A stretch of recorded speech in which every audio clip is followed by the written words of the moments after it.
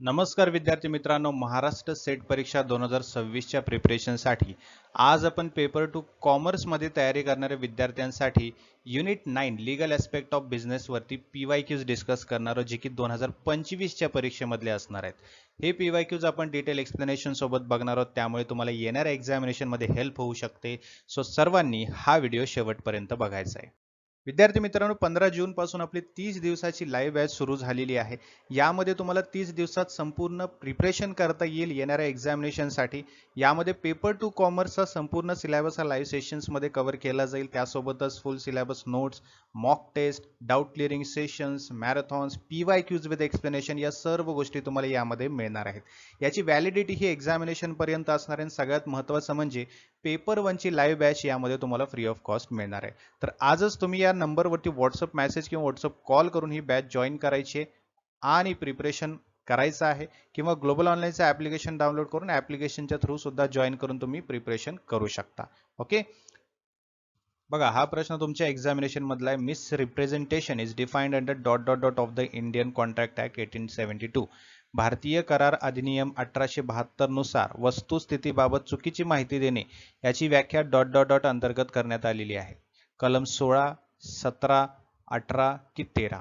तर याचा right answer आहे ऑप्शन सी, कलम 18 म्हणजे सेक्शन 18. वस्तुस्थितीबाबत चुकीची माहिती देणे म्हणजे काय?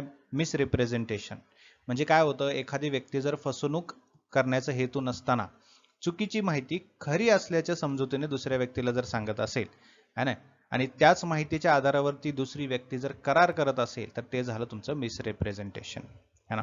यामध्ये माहिती देणाऱ्या व्यक्तीला फसवणुकीचा हेतू नसतो, परंतु दिलेली माहिती वस्तुस्थितीशी जुळत नाही है ना.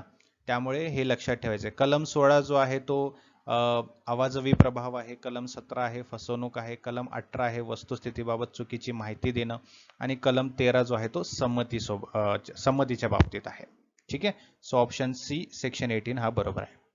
Goods as defined under the Indian sale of goods act 1930 do not include. ठीक आहे.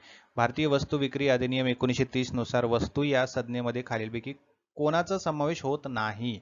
ठीक आहे. Shares and stock, B growing crops, C actionable claims and D grass. Okay, तर याचा राईट आन्सर आहे ऑप्शन सी, ॲक्शनेबल क्लेम्स, दावा करण्याचा हक्क. ठीक आहे. भारतीय वस्तू विक्री अधिनियम 1930 मधील वस्तू म्हणजे काय? पैशा व्यतिरिक्त सर्व प्रकारची चल मालमत्ता म्हणजे वस्तू आहे. ठीक आहे. मग यामध्ये समभाग, भाग भांडवल हे येतं, उभी पिके, गवत, जमिनीपासून वेगळे करता येणारे वस्तू है ना. परंतु दावा करण्याचा हक्क जो आहे हा वस्तू, हे ह्याला वस्तू म्हणू का आपण? नाही, हे वस्तू नाहीये. हे एक हक्क आहे, कायदेशीर दिला गेलेला हक्क आहे, राईट आहे है ना. चल मालमत्ता म्हणून त्याची विक्री किंवा अधिनियमाच्या कक्षेमध्ये येईल का? हे नाही येणार. हे एक ॲक्शनेबल क्लेम आहे. It's not kind of thing है ना. आलं का लक्षात? त्यामुळे हे लक्षात ठेवा. पुढील प्रश्न. Goods identified and agreed upon at the time when a contract of a sale is made are termed as. विक्रीचा करार करण्यात येतो त्यावेळी ज्या विशिष्ट वस्तू निश्चित करून परस्पर संमतीने ठरवलेल्या असतात त्या कोणत्या नावाने ओळखल्या जातात? Future goods, specific goods, movable goods की इमूवेबल गुड्स है ना. तर याचा राईट आन्सर काय आहे? याचा राईट आन्सर आहे ऑप्शन बी, स्पेसिफिक गुड्स, विशिष्ट वस्तू. ठीक आहे. आता विशिष्ट वस्तू म्हणजे काय? ज्या वस्तू विक्रीचा करार करतानाच ओळखल्या गेलेल्या आहेत है ना, निश्चित केलेल्या आहेत आणि दोन्ही पक्षांनी मान्य केलेल्या आहेत, त्या म्हणजे विशिष्ट वस्तू आहेत है ना. आता फॉर एक्झाम्पल तुम्ही शोरूम मध्ये उभी असलेली एक मोटर गाडी खरेदी केली है ना, किंवा खरेदी करण्याचा एक करार करता. मग येथे ठराविक मोटर गाडी आधीपासूनच निश्चित आहे है ना, आणि ती आधीपासूनच निश्चित असल्यामुळे ते एक विशिष्ट वस्तू झाली, ती स्पेसिफिक गुड झाला. समजलं?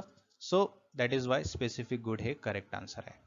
आता यामध्ये फ्युचर गुड्स म्हणजे काय? फ्युचर गुड्स म्हणजे अशा वस्तू की ज्या म्हणजे आपण करार करतो, कराराच्या वेळी ते नसतात, करार झाल्यानंतर ते तयार होतात, त्याला म्हणतात फ्युचर गुड्स. ठीक आहे. मुवेबल गुड्स, चल मालमत्ता, ही वस्तूची व्यापक संज्ञा आहे, हा विशिष्ट प्रकार नाहीये है ना. इमूवेबल गुड्स, जमीन, इमारत है ना, हे काय तुमचे इमूवेबल गुड्स आहेत. पुढचा प्रश्न. Under the negotiable instrument act 1881 a promissory note contains an. विनिमय साधने अधिनियम 1881 नुसार वचनचिठ्ठीमध्ये खालीलपैकी काय असते? ए. कोणतीही अट नसलेला पैसे देण्याचा आदेश. बी. कोणतीही अट नसलेले पैसे देण्याचे वचन. सी. अटीसह पैसे देण्याची विनंती. की डी. मालमत्ता सुपूर्द करण्याचा आदेश. So this is option B, unconditional promise to pay. कोणतीही अट नसलेले पैसे देण्याचे वचन. समजलं? वचन चिठ्ठी म्हणजे काय? एक लेखी दस्तऐवज असतो, एक लेखी डॉक्युमेंट असतो, ज्यामध्ये एक व्यक्ती दुसऱ्या व्यक्तीला कोणतीही अट नसलेले निश्चित रकमेचे पैसे देण्याचे वचन देत असतो. ते असतं तुमचं अनकंडिशनल प्रॉमिस टू पे. यामध्ये पैसे देण्याचा आदेश नसतो, तर स्वतः पैसे देण्याचे स्पष्ट किंवा बिनशर्त वचन दिलेलं असतं. That is called promissory note. ठीक आहे, समजलं? पुढील प्रश्न.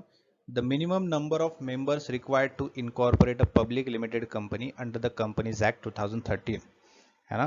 कंपनी अधिनियम 2013 जो आहे याच्यानुसार सार्वजनिक मर्यादित कंपनीची स्थापना करण्यासाठी किमान किती सदस्य आवश्यक आहेत? 2 आहेत, 5 आहेत, 7 आहे की 50 आहेत?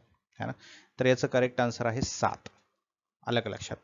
सार्वजनिक मर्यादित कंपनी, पब्लिक लिमिटेड कंपनी ही स्थापन करायची असेल तर त्यासाठी मिनिमम 7 सदस्यांची आवश्यकता असते, है ना.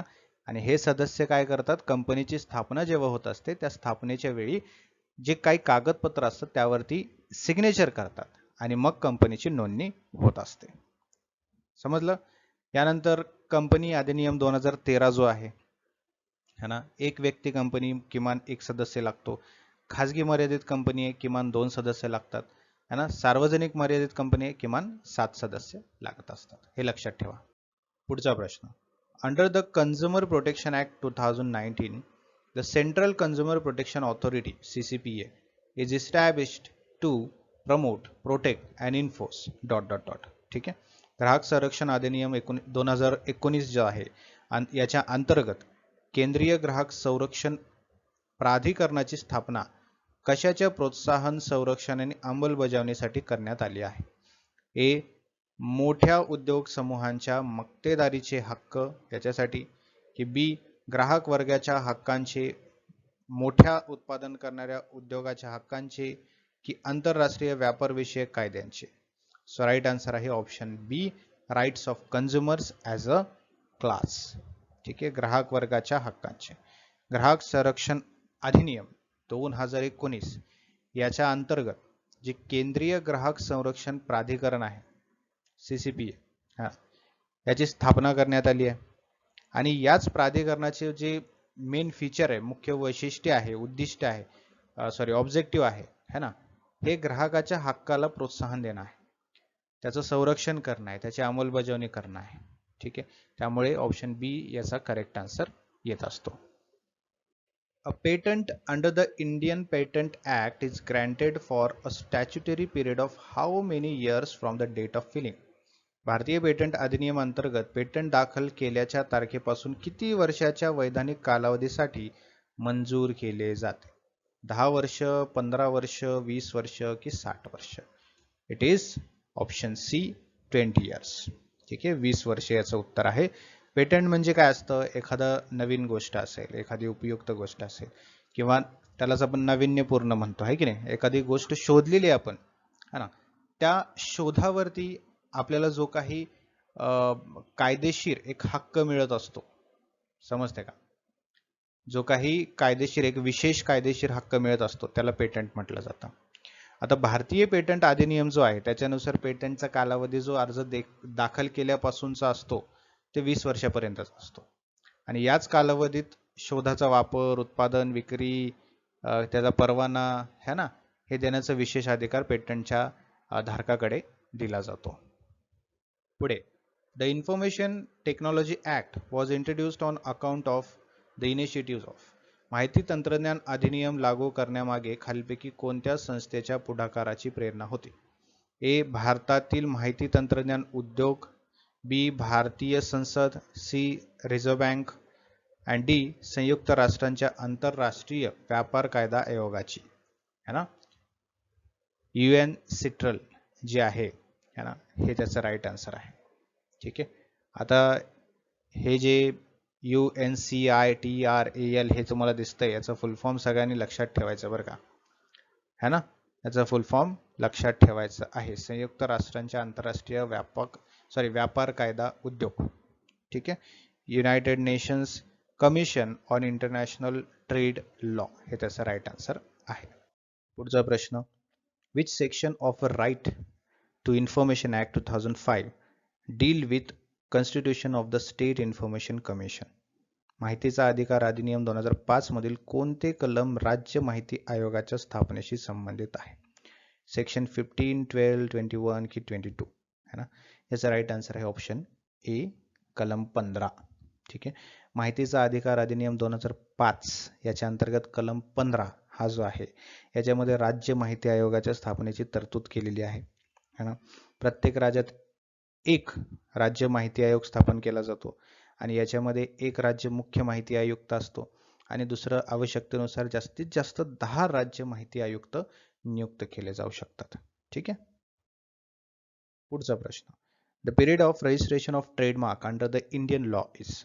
ठीक आहे. भारतीय कायद्यानुसार व्यापार चिन्हाची नोंदणी किती कालावधीसाठी वैध असते? 10 वर्ष, 12 की 15 की 20? ती असते 10 वर्षापर्यंत, है ना. म्हणजेच ट्रेडमार्क हा जो आहे, बरोबर आहे, लीगल एक तुम्हाला राईट दिलेला असतो, है ना. व्यापार चिन्ह म्हणजे एखादी वस्तू असेल किंवा एखादी सेवा असेल याची ओळख निर्माण करणारं नाव, चिन्ह, शब्द, लोगो, आकृती, है ना, हे सगळ्या गोष्टी याच्यामध्ये येतात. मग हे व्यापार चिन्ह अधिनियम जो आहे 1999 याच्यानुसार व्यापार चिन्ह जो आहे याची नोंदणी 10 वर्षापर्यंत व्हॅलिड असते. ठीक आहे.